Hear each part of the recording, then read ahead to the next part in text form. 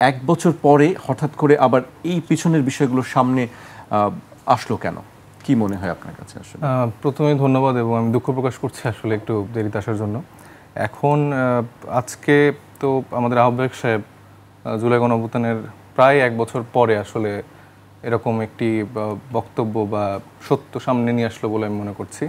কারণ আমরা এই জিনিসগুলো জানতাম, কিন্তু ব্যাপারটা হয়েছে যে জুলাইয়ের যে ঐক্যের কথা আমরা বলছি, যতগুলো স্টেক হোল্ডার আছে, রাজনৈতিক দলগুলো আছে, আমরা চাইনি যে এদের মাঝে কোনো রকম কখনো কোনো ভাঙন আসুক।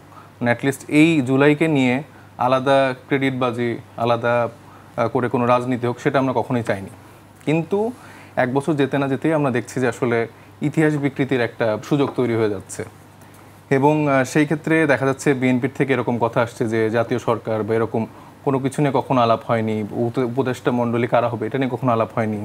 আবার একটি রাজনৈতিক দলের ছাত্র সংগঠনের থেকেও এরকম তাকে আলাদা করে ফ্রেমিং করে একরকম করে অভ্যুত্থানকে সাজানো হচ্ছে, এটা আমরা দেখছি। এই আলাপগুলো আসা এই জন্যই জরুরি, কারণ ৫ তারিখে যখন হাসিনা পালিয়ে যায়, সেই সময় তো আমরা শাহবাগ থেকে নাহিদ ইসলাম সহ আমরা সবাই হচ্ছে যে সংসদ ভবনের দিকে যাই। তো তার পরবর্তী সময়ে আমরা জানতে পারি যে বিভিন্ন রাজনৈতিক দল কিছু ভুয়া সমন্বয়ক সেজে দেখা যাচ্ছে যে আমাদের আর্মি প্রধানের সাথে তার বাসভবনে বা তার ওইখানে দপ্তরে দেখা করেছে, এবং সেইখানে কিন্তু অন্যরকম একটা প্ল্যানিং চলছিল।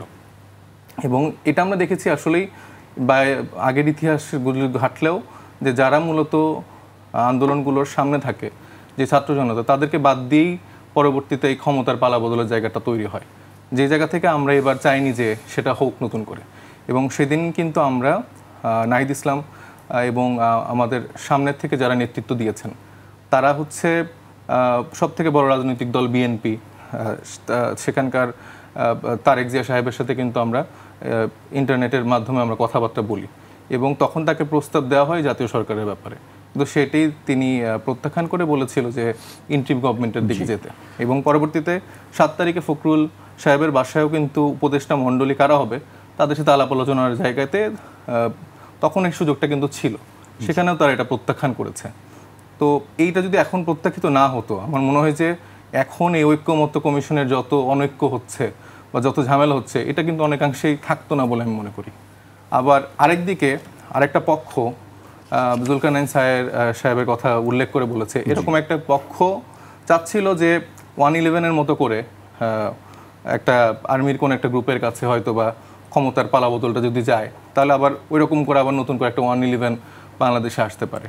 এবং সেই জন্য কিন্তু এখন দেখবেন খুব সূক্ষ্মভাবে ডানপন্থী একটা ব্লককে সামনে এনে, আপনি আল জাজিরার রিপোর্টটাও যদি দেখেন, এরকম করে একটা ফ্রেমিং করা হচ্ছে, যেটাও ইতিহাসের বিকৃতি করা, এবং বাইরের যে জায়গাটা আছে দেশের বাইরের, তাদের কাছেও ইতিহাসটা ভুলভাবে উল্লেখ হবে। এবং আমি শিওর যে এটা আস্তে আস্তে এরকম একটা ন্যারেটিভের দিকে নিয়ে যাবে যে এটা একটা ডানপন্থী উগ্র একটা গোষ্ঠীর বিপ্লব হচ্ছে জুলাই গণঅভ্যুত্থান। তো সেই জায়গা থেকে এই জুলাইয়ের এই সময় এসে নাহিদ ইসলাম আমাদের আহ্বায়ক, তিনি যথার্থই এটা মানে বলে আসলে আমার মনে হয়েছে এটা জাতির জন্য ভালো হয়েছে, তারা অ্যাকচুয়ালি ইতিহাসটা জানতে পারলো। তবে এই যতগুলাই মানুষের কথা আমি বললাম, তারাও জুলাইয়ের অবশ্যই অংশীদার। আপনি অংশীদার, আমি অংশীদার, তুষার ভাই অংশীদার, প্রত্যেকের আলাদা আলাদা গল্প আছে। কিন্তু সামনের সারি থেকে যেই আন্দোলনটা সঞ্চালিত হয়েছে এবং যেভাবে যেদিকে গতি গিয়েছে, সেটার ইতিহাসটাও প্রপারলি আসা উচিত বলে আমি মনে করি।